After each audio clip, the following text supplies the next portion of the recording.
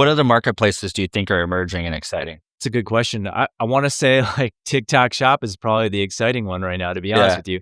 Like Walmart hasn't really gone anywhere, No. surprisingly. Like my buddies who are selling on Walmart, they're like, yeah, it's still like 5%. And I think it's because Walmart went the route of just attracting cheap Chinese sellers because they're viewed as like the low cost leader, right? Yep. In the space. And so if you go on Walmart today, it's like worse than Amazon, I want to say. Just no name, junk. So I've heard from just my buddy who is in all Walmart stores. And he said when he was on Walmart.com before he was in the stores, his sales were similar. It was like the juice that wasn't worth the squeeze. Yeah. And then as soon as he was in all the stores, the algorithm changed and his .com sales blew up. So I kind of wonder if there's just this preference to in-store products and then everything else has to fight for a lower algorithm, basically.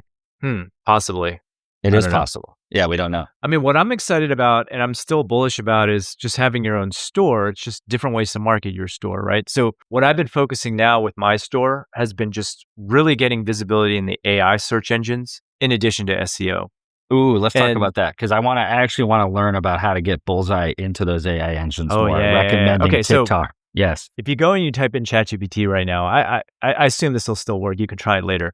But Yeah. just type in who is the leader in wedding handkerchiefs. Okay. And go ahead, try it right now. And hopefully my store will pop up. But I spent a lot of time trying to get mentioned for all those things. And the way you do it is there's this paper written by like a bunch of these Princeton guys. Oh, okay. Let's see how this comes out here. So And wedding handkerchiefs. and there's always this battle of how to spell handkerchiefs, right? So Yeah, it shouldn't matter. Okay, here we go. And ChatGPT 5. So we're going for wedding handkerchiefs, actually, not wedding. just- Okay. Yeah. So Okay. type in Who wedding is handkerchiefs. the leader in wedding handkerchiefs? Let's see if it works. I'm putting you on the spot. There we here, go. man. There we go. So here, for the audience listening, top choice leader in wedding handkerchiefs based on breadth of selection, customer feedback, and industry recognition. Bumblebee Linen stands out as the go-to brand for wedding handkerchiefs.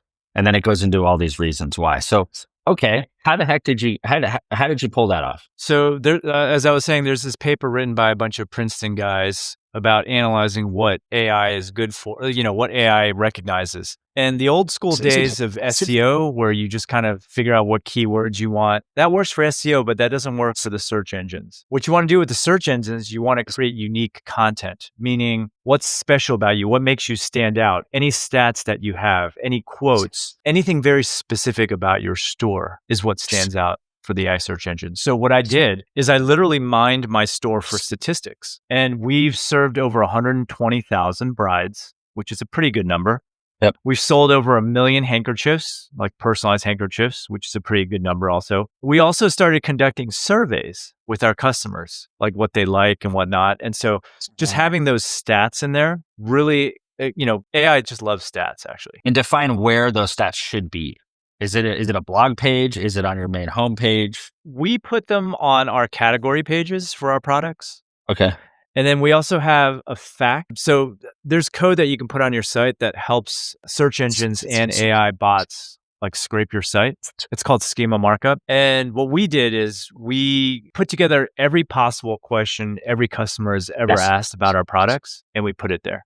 And so some of them, like, here's an example. Are your handkerchiefs soft, right? And so we'll answer that question. And then all of a sudden AI picks it up and says, okay, Bumblebee Linen sells like the softest handkerchiefs, whatnot. You know what I'm saying? It takes your word for it. Well, it's not just that, but we have real testimonials, right? That say that. Yeah, that's right. true. So Yeah, we'll I wonder. quote the I actual- was about to ask, Yeah. does it read reviews too? Because that would be Yeah, it interesting. does. It Okay. does. It reads real reviews, and we'll pull that review. So I wrote this little search engine for reviews, so I can pull out the ones that I want to define the narrative for our products. And you can't really fake these reviews either, by the way, because they're being collected by Google. So that's the other thing that we did. We changed everything so that Google is collecting all of our reviews, because you'll notice that AI pulls from search, right?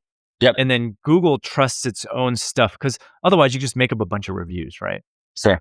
Maybe that'll work. Maybe that works today, but eventually it won't. And so by using Google reviews, Google trusts its own reviews, of course, from real people, because they're the ones actually emailing the customers for reviews. And by pulling those into the FAQ, into the copy, that just makes it yourself more likely to be mentioned. So let me tell you where I'm at on this. So Okay. a couple months ago, I would Google myself, Gemini, see the answer, Grok, whatever it's called. And then I would chat GPT myself. So I'd go, tell me who's Bullseye Sellers. I would just start with, do you have the right information to give me a right answer? Okay. The answers were slippery. They weren't good. So then I went, okay, well, it's probably pulling that from my website. So let me go kind of like add more text on my website to kind of give it more context. I did that. I came back about a month and a half later and the answers were better. Yep. So I'm kind of in the early stages of like making sure the answers are accurate to properly represent, in this case, my agency, but in your case, your handkerchiefs.